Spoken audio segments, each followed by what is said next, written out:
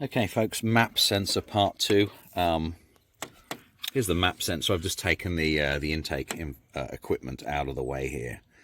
As you can see, my engine is rather filthy because it does go off-road a lot. We've got a bit of a mess under here. It is a bit plastered, I'm afraid. Could do with a good engine cleaning, to tell you the truth. But what also I've noticed is, if we look in the throttle body here too, whether we can see, it's kind of really gunky in there. So I'm actually, rather than take the throttle body off and do a thorough cleaning, I'm going to be a pilchard and just do a basic cleaning on this. And what I'm going to do is just spray some carb cleaner or some mass airflow sensor cleaner into the throttle body and wipe it out, because it looks like there's more crud on the bottom flange under here. You really can't tell from this. There's like a load of crap on that bottom flange under there. She won't focus, but there is definitely a bit of build-up. To do this properly, I would take out the the throttle body and give it a thorough cleaning. But I'm a tight bastard, and I just want to get this shit sorted out and done it right. This also too is a new mass airflow sensor, because I had an issue with this bank MAF and I replaced it. And I don't think this brand, all I'll say is buy the more expensive brand if you go on Parts Geek or one of these websites, because I don't trust the fucking thing. And here's the original one on this side. And I just checked the air filter elements too, and the air filter elements are actually clean. These are, so I installed this almost a year ago actually, but like I said, I don't do that many miles, so when I take this out and have a look in here, I mean, it's relatively clean. There's not a lot of crap in there, to tell you the truth. Oh, I mean, there is a bit of stuff in there, but I've seen way worse air filters. So I'm going to give that a vacuum out and a clean out. And the intake itself is all clean in there. There's no blockages. Sometimes if there's I know, depending on what kind of reading there is, depending on what code comes up, it can be, system running too rich. It would be another code, and then also the PCV valves. So when I changed these covers, that was a nightmare and a half. Obviously it came with new PCV valves, because these, in one of my other video, were actually singing. Excuse me, we're actually singing. You can actually play bagpipe tunes over these stupid things. So there's another issue that I had originally. But yeah, let me switch this out. And obviously Torx fitting looks like a Torx 20. Maybe Torx 25.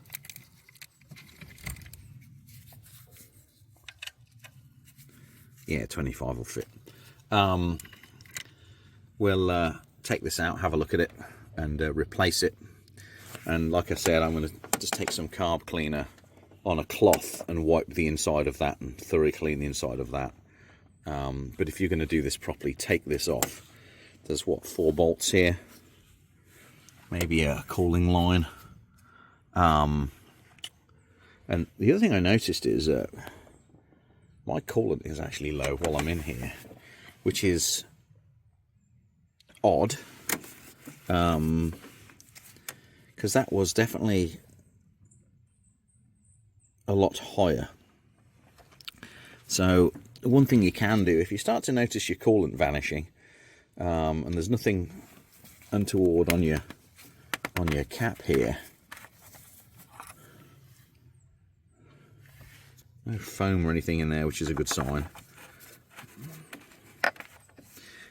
What you can do is have a look down in your valley down in there while you're in this. And if you can look down inside your valley, sounds quite perverse, doesn't it?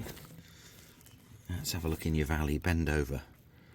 Oh, see what I can see. Can't focus on anything. It's focusing on everything but anyway, what you can do is if you shine a light down inside that valley there, and you know, or even put a stick down there, and if it gets any kind of coolant on it, you know your crossover pipe's leaking. Add that to the list of features. So I've already replaced mine like twice now, and it's this plastic welded shit, this fucking Land Rover crap. I don't know why they do it. So anyway, if your coolant starts to vanish while you're in here, have a look down in that valley. It could be your front crossover pipes. There are some rear crossover pipes which are an even bigger bitch. I actually had the dealer do those because I lost like 2 mirrors trying to do this project and I couldn't do it. So I was getting quite frustrated. So I ended up breaking down and going to a dealership to do those. But that was about 50,000 miles away. Front crossover pipes, on the other hand, were actually okay. So that was no big deal. But yeah, you can get to them. It's just a real pain in the arse. So have a look down in your valley if you're starting to lose coolant. All right, folks, let me get this knocked out and we'll see what happens. Over and out for now. Okay, manifold air pressure sensor part 3, I guess. Just for purposes of experimentation, I cleaned out the throttle body. As you can see, it's a lot cleaner now. Can't get the camera in there. A lot cleaner. This is... I wouldn't normally use paper towels, but I wanted to get something white to show you the amount of crap that was in there. So this was right around the flap. So all of that's been cleaned out now for the most part. And then I just took the manifold absolute pressure sensor out, and it looks like there's a load of shit on the end of there too. So what I'm going to do is... oh fuck, what did I do with the screw? Bear with me a second. There it is. Don't lose your bits. So I'm going to put that there, out of the way. So I'm going to actually have a clean down inside there. Whether I can zoom in. Ooh, some light in there. Looks like there's some gunk in there. So I'm going to use a pick, some CRC, and just give that a bit of a clean out, and then I'll assemble it and see what happens. But yeah, if you are using cleaning, I don't have any carb cleaner, unfortunately. I just had this mass airflow sensor cleaner left. But CRC is my go-to brand. It works really well for electrical components and all sorts of stuff. So anyway, I cleaned all of that out without taking it off as much as I could. I'm going to just probe down inside there, give that a clean out in there with a bit of rag. Rag's best, than rather than you lose bits of paper down there. And then I'll install the new sensor, and we'll then run the codes and see what happens. All right, folks, stay tuned for, I don't know, whatever the hell part number this is, part 4, I guess. I'm going to wedge it all together anyway, so you can see it in one video. Over and out for now. Okay, folks, the new sensor's in place. It's a Torx 25 there. I did just lube the O-ring a little teeny tiny bit, and then wiped off any excess when I installed it. It does actually, if you press it down, it does click into place. So it's clicked into place and torqued down. I just did German tightness on this, so just good and tight. I didn't put any kind of inch pounds on this, so I just went to click on my old wrist, my wristometer. Did the Torx fitting. So I'm just going to assemble this now. Obviously screw down the the air filters again, and see what becomes of. I probably will actually install new air filters, although that'll be another video. It's been a year. It is dusty conditions. They could be playing an impact on any kind of potential, issues. Sorry, I've just spotted something else now. What the hell is that? Looks like a bit of melting's been going on down there, doesn't it? Well, that looks interesting. Not exactly sure what's going on there. Don't know. It looks like somebody's put some mastic on to hold a clip into place. So that's interesting. That's a new one. Interesting. Didn't know that. But anyway, it's amazing what you discover about your Land Rover after all these years. They're like hobbits. You know, you can be with them every day for a century. Well, maybe not a century, but you learn something new every minute, even though you think you've learnt it all. But anyway, I'm going to assemble this, getting back to the point, and we'll run the gap tool and see if it clears the code. If it doesn't, we're going to be going back to you know, maybe PCV valves, or maybe even there's a more than likely a vacuum leak somewhere in the system that's giving us an error reading on the map sensor here. So anyway, here's the old sensor. We'll shove it in the box, keep it as a reference point, and we'll go from there. Wish me luck, folks. Over and out for now. Okay, folks, she's back together. Tightened up all the Jubilee clamps. Everything's back on. This one's tight down here.